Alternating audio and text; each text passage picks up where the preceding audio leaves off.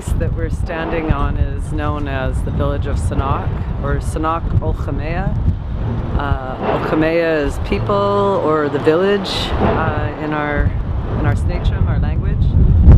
So we're down in a more urbanized version of this site, and it spans in and around the base of the Burrard Street Bridge, and there's now a marina here.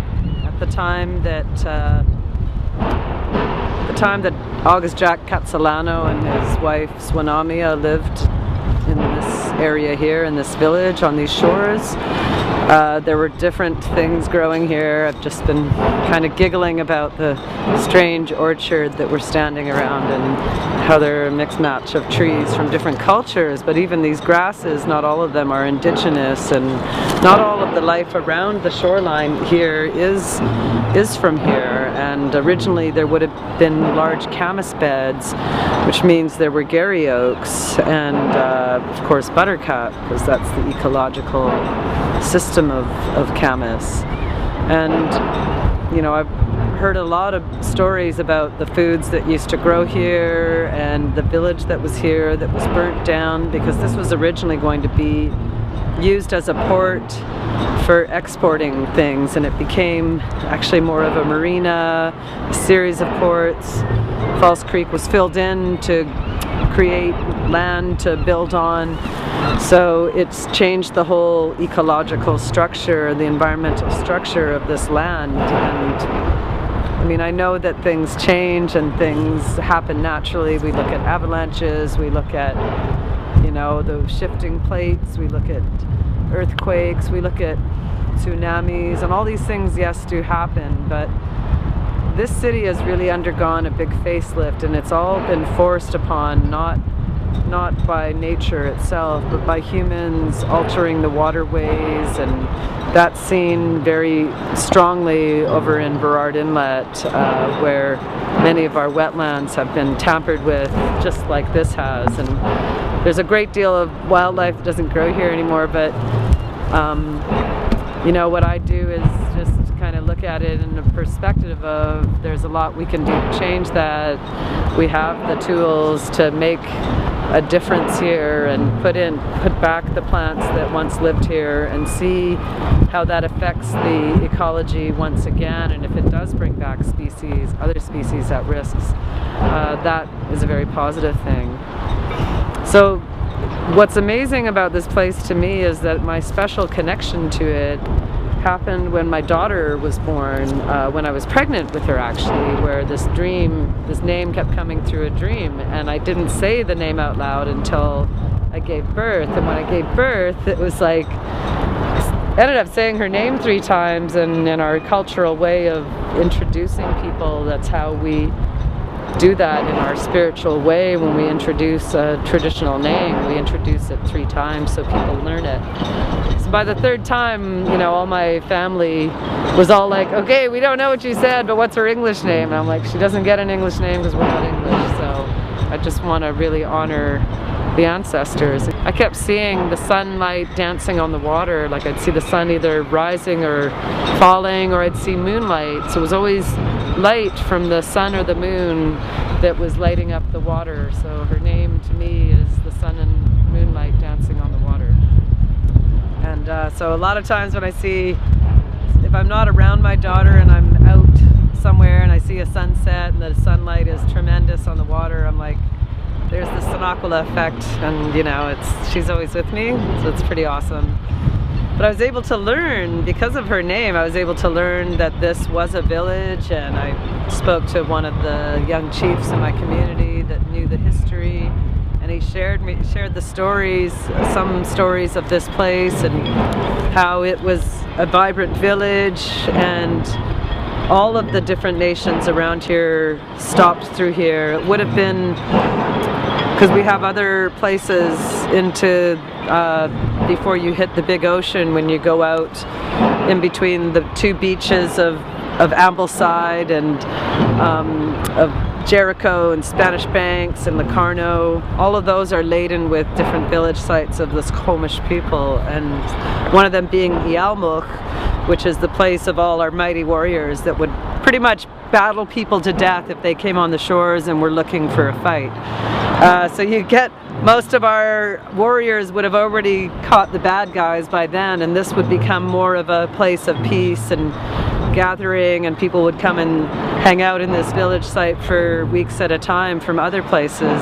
This would have been one of our winter village sites because our people are semi-nomadic, and we'd live up in the Ilaho Valley in the winter time and traverse down through the riverways, Howe Sound over to here, and it'd be a perfect spot to be landing to spend our winter, because after gathering foods and berries and salmon up in the mountains, there's still an abundance down here that we could draw from and take from, and so we would be doing all of our gathering, you know, and eating through the winter, the different foods that continued to grow at this level because snow wasn't as apparent in the winter as it was in the mountains. So yes, it was a really wonderful gift to find out that this name I had gifted my daughter that came from visions, it was like ancestors whispering in my ears.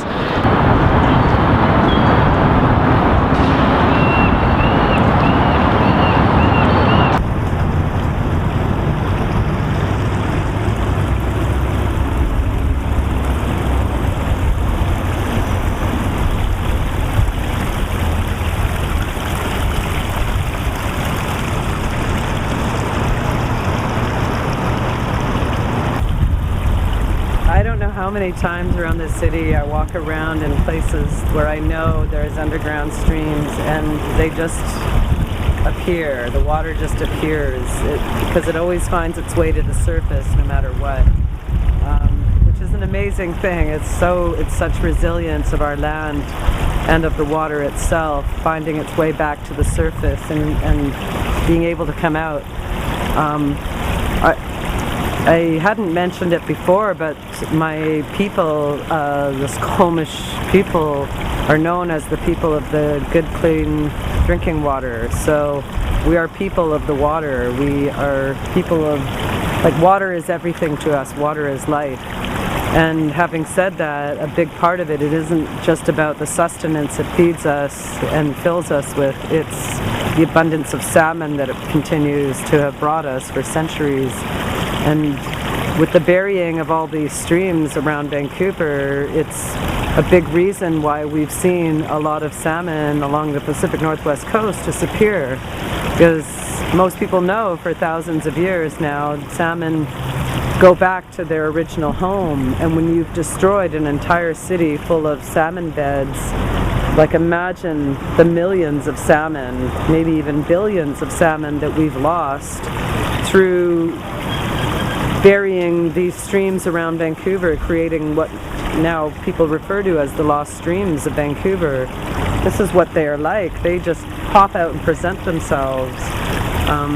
Especially after a big rainfall, you'll see things, it really rises up in the water table, and we find these streams burgeoning and bustling and bursting through the earth and bricks and all kinds of things to find their way back out into the air and to, you know, meeting where their destiny is taking them. Water is the most transformative being in our people's cultural stories because it has the ability to transform in every way. It can disappear and become air. When it's water and it's frozen, it grows in size and it bursts things open. So there are so many things that water does. It feeds us, we're made of water. The salmon people have carried us down to their worlds through water, where one story is of a young woman that was taken, you know, by the salmon people temporarily. She was by the river and she was watching a bunch of ghosts walking in and out of the water, and they all looked like salmon, but they were very transparent, and they looked so old and so frail that, you know, she started talking to them and wanted to know what was wrong, and they said, "Come with us." So she went with them down into the underworld, into the world of the salmon people, and they explained to her that one of the biggest things that happens when part of our cultural traditions is when we feasted in the past, we bring our bones of the salmon to the river and offer them back as a means of reminding the salmon people we love them and they mean everything to us. And the returning of those bones guarantees to us the return of the salmon. And so the salmon people informed her, your people stopped bringing salmon bones to the river and we're disappearing. And it says a lot to me, that story, especially today. We've not only stopped bringing our bones to the river, we've stopped the river. We've halted it. And it doesn't exist in some places, and it's still trying to come up and resurface. And one of the most hopeful stories I heard around Vancouver recently was the return of salmon to Still Creek. And again, it's one of my people's traditional salmon catching sites, where we'd go and fish for salmon in that area. So when that girl went back to our people from the salmon people, they asked her to keep bringing the salmon bones back, and she returned to her people and shared that knowledge. And when they started bringing the bones back, the next time she saw the salmon people, she could no longer see through them. They were whole and real and tangible. So it told her, and it tells me even centuries later, that we must not forget our traditions. Even living in an urban society, we still have to remember who we are, where we came from, and feed those spirits, because they're our ancestors and we are future ancestors.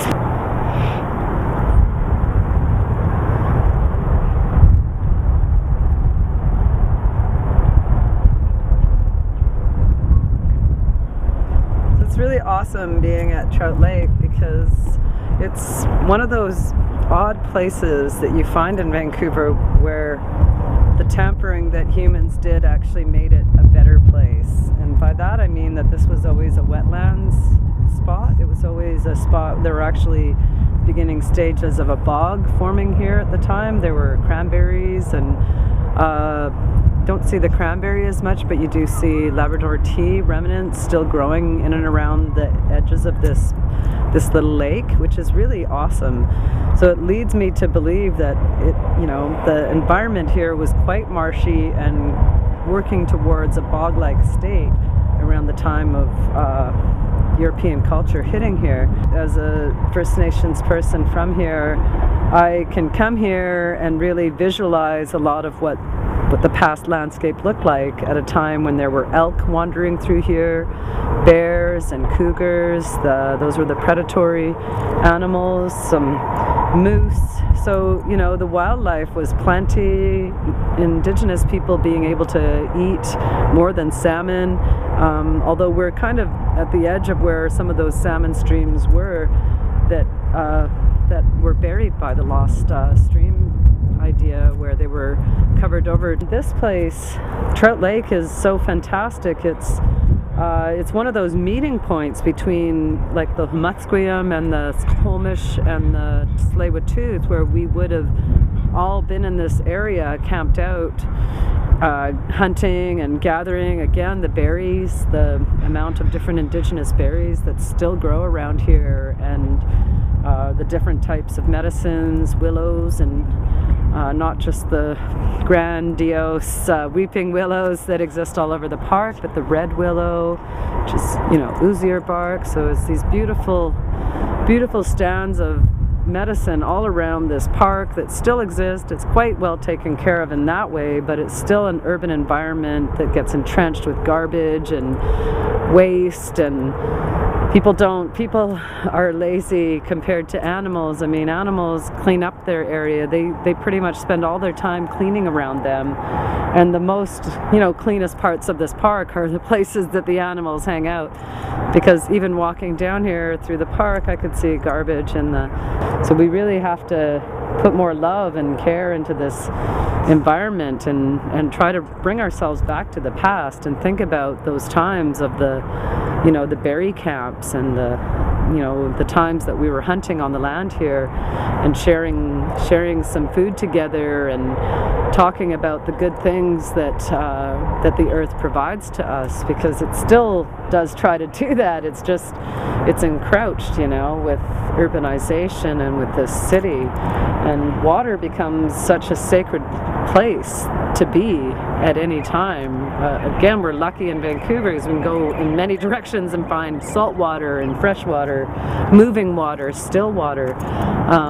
But this, you know, again, like looking at what Trout Lake is, to me, it's a place of hope, and it's a place that gives me faith that we can interact as a civilization with nature in positive ways.